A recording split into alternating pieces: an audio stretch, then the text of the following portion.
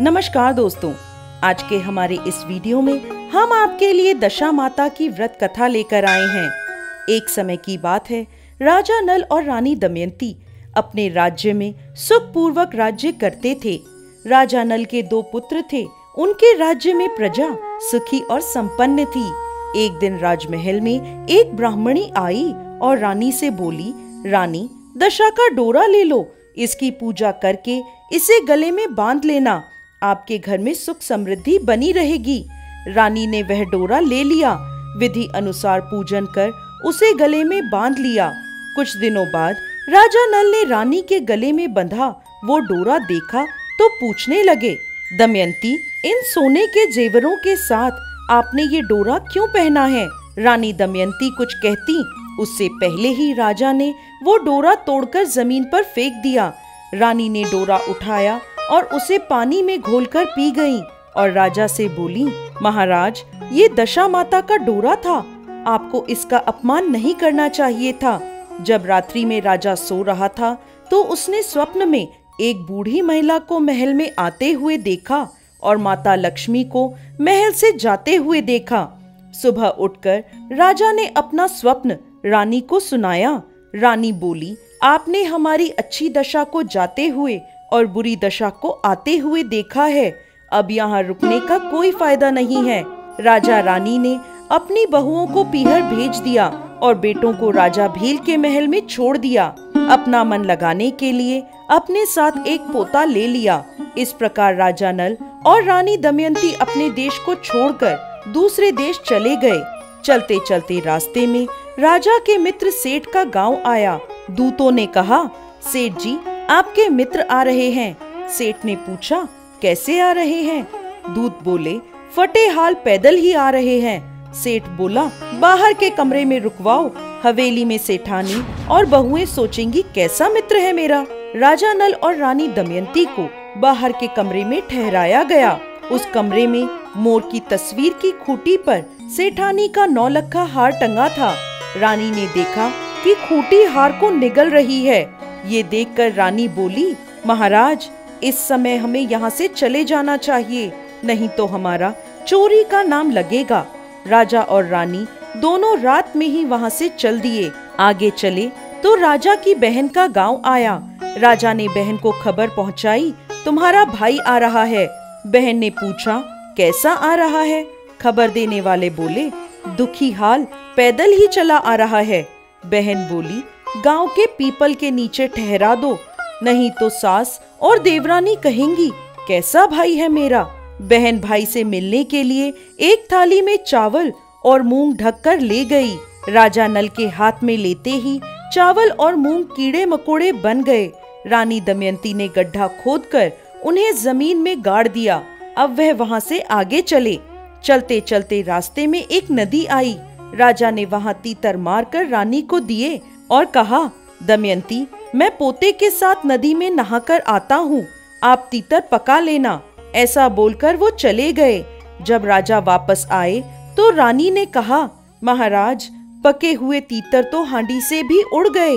राजा ने कहा, दमयंती, मुझसे भी पोता नदी में बह गया। दोनों विलाप कर वहां से आगे चल दिए। रास्ते में उन्हें एक सूना बंजर बाग मिला। दोनों रात को वहीं सो गए।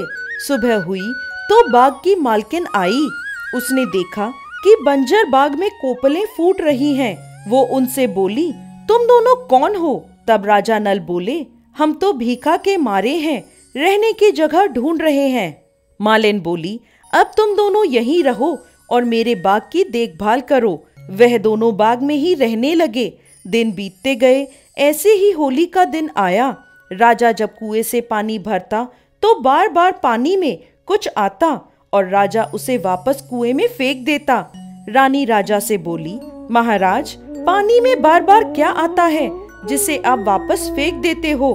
राजा नल बोले, दमयंती, पानी में एक सूत की कुकड़ी और हल्दी की गांठ न जाने कहां से बार बार आ जाती हैं। रानी बोली, महाराज, इस बार अगर आपके पानी में कुकड़ी और हल्दी की गांठ आए तो आप मुझे दे देना। राजा बोले, दमयंती, पहले ही तुम्हारे इस कामन कुमन से हमारी यह दशा हो गई, अब तुम फिर वही सब करना चाहती हो। इस बार फिर राजा के पास पानी में हल्दी की गांठ और सूत की कुकड़ी आई। तब राजा ने रानी दमयंती को वह दे दी। रानी ने होलिका दहन के वक्त होली को झल दिखाकर दशा माता का व्रत किया। कुछ दिनों बाद राजा नल रानी दमयंती से बोले, दमयंती, इस नगर के राजा के यहाँ स्वयंवर है, मेरे कपड़े धो देना, मैं वहाँ जाऊंगा। रानी बोली, महाराज, आप इस दशा में भी वहाँ जाएंगे? राजा बोले, क्या हुआ दमयंती, दशा ही तो खराब आई है, दिल तो राजाओं का है। ऐसा कहकर राजा स्वयंवर में पहुंच गए। राजकुमारी ने सारे राजा और राजकुमारों को छोड़कर राजा नल को हार पहना दिया। वहां मौजूद सभी लोग हैरान रह गए। विद्वानों की सलाह से एक बार फिर राजकुमारी से अपना वर चुनने को कहा गया। राजकुमारी ने फिर से राजा नल को ही हार पहना दिया। नगर के राजा बोले, ऐसे ही तो मैं अपनी बेटी की शादी इस माली के नौकर से नहीं करूंगा। फिर एक प्रतियोगिता रखी गई। सभी राजा और राजकुमार शिकार करेंगे।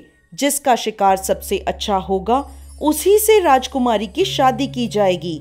सभी तैयार हो गए। राजा नल को बूढ़ा घोड़ा और जंग लगी तलवार दी गई। राजा बोले, यदि मैं असल राजपूत हूँ तो धारदार तलवार हो जाए और शायर ये घोड़ा हो जाए। ऐसा कहकर राजा ने घोड़े को एक थपकी मारी। थपकी मारते ही राजा की तलवार पैनी और धारदार हो गई और शायर घोड़ा हो गया। कुछ समय बाद सभी अपना अपना शिकार लेकर राजमहल पहुँचे। किसी के भी शिकार से राजा संतुष्ट नहीं हुए। उन्होंने पूछा, वो माली का नौकर कहाँ है? उसे ढूंढ के लाओ। सिपाही जंगल में पहुँचे तो देखते हैं कि एक पेड़ के नीचे वह सो रहा था। सिपाहियों ने उसे जगाया, शिकार का पूछा तो राजा ने कहा, पेड़ पर टंगा है, ले जाओ।